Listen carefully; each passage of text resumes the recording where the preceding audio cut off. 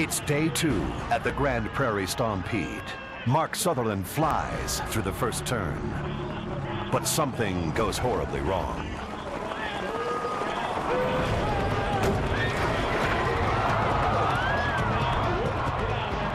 For some reason, the radio broadcast went dead, and somebody said Mark was being drugged under the wagon, so we left here and run for the racetrack. And that is Mark Sutherland. He's not in his wagon. He's hanging on to the reach underneath. I know more times than not when the driver gets knocked out of the wagon, he doesn't get to walk again. When you come out of the wagon, 9 times out of 10, you're dead. And I'm sure he's talking to the big guy to get him stopped. Buddy Bensmiller and Kurt Bensmiller have crossed the finish line on Langton Park safely. All north, Mark Sutherland is still hanging on to that reach. He's crossed the finish line. He's alive and okay. He's hanging on to the underneath. I'll tell you, Mark, to stay that cool with that going on, because if he lets go, that's it. Thank you. We've got all the outriders now trying to stop the chuck wagon of Mark Sutherland and All North Contracting. He is still hanging on to the underneath of that reach of that wagon.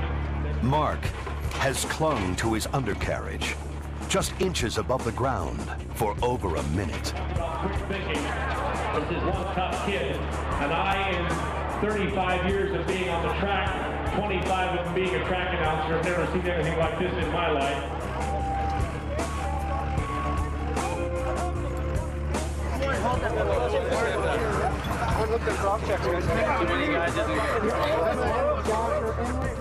The worry is when a wagon driver gets thrown out of the box, it's when they get run over in the body, and the internal injuries is what's really bad. But he never got ran over there. It was only his leg and his head. So he may still have a concussion. He's not completely clear, but we're very, very lucky. It's clear that Mark is okay when he jumps in to care for his horses.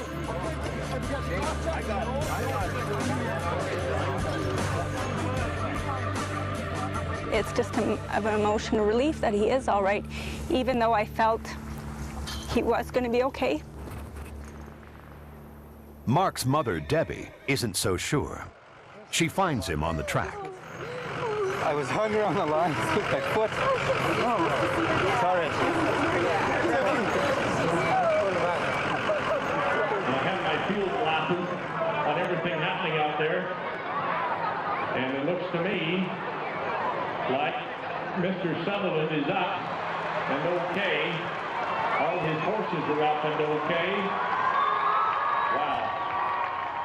It was actually better for me because I didn't see the complete wreck.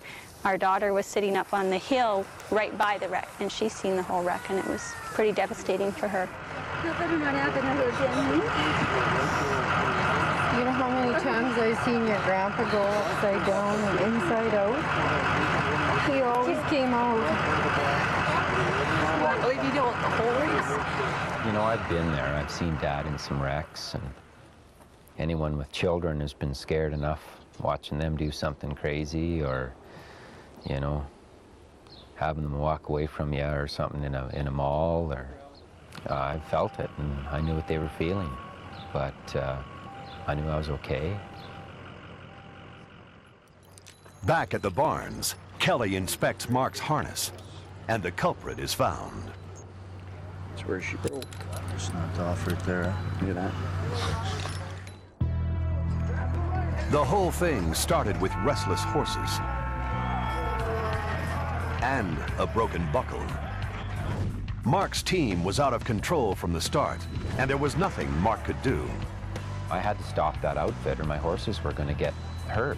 So I did what I could. I got off the rail, you know, in the center of the track, and a guy can come on the inside of me and a guy can come on the outside of me. And Jason Johnstone was actually on barrel 1. He was right behind him.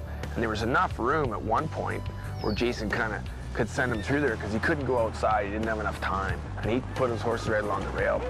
And unfortunately, Jason, when he tried to go through, there wasn't room.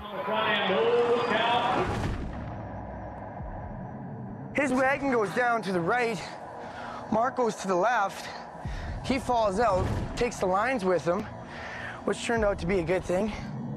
When I hit the ground, I remember seeing kind of, you know, stars. And then I opened up again and I saw the wagon box. I thought the wagon box was coming down on me. And I took in a breath and I held my breath. And it didn't hit me. He misses the front wheel, and then that wagon comes back onto all four. I turned my head and I could just see the wheel, and I thought the wheel was going to hit my head, and all that went through my mind was, man, this is going to break my ribs. And somehow the lines hitch his legs, rip him underneath the undercarriage like a slingshot. And there was enough room between the front wheel and the back wheel. It was perfect because any taller, he'd have been ran over. And it just shot him underneath there, and he grabbed a hold of this bar in the middle. It's called the reach. I grabbed the undercarriage because that was the safest place. I knew if I could get up there, I would be okay, or at least I'd have a better shot of being okay. Once I saw that he was hanging on and he was okay, he wasn't underneath there getting beat up, you know, because if it had knocked him out or something like that, who knows, he'd have been back here getting ran over, or, you know, if he hadn't grabbed it, he might have swung underneath, and then them lines wrap around the wheel, and he's got his legs in there, so so that didn't happen, but thank God. If I'd have been knocked unconscious from the first hit that I went down and smacked my head face first, I'm pretty confident that I wouldn't be here today. I've seen lots of wrecks, and that one, I've never seen anything like that in my life, and I hope to never again. I ain't even heard of anything like that before. You know, that's something that the old-timers in the coffee shops will be talking about for the next 30 years. Creating a sports legend is exhausting. For all his effort, Mark is awarded a no time by the judges, which he has to protest. Mark has a lot to think about. He's lucky to be alive. And how many times can you roll the dice before that kind of luck runs out?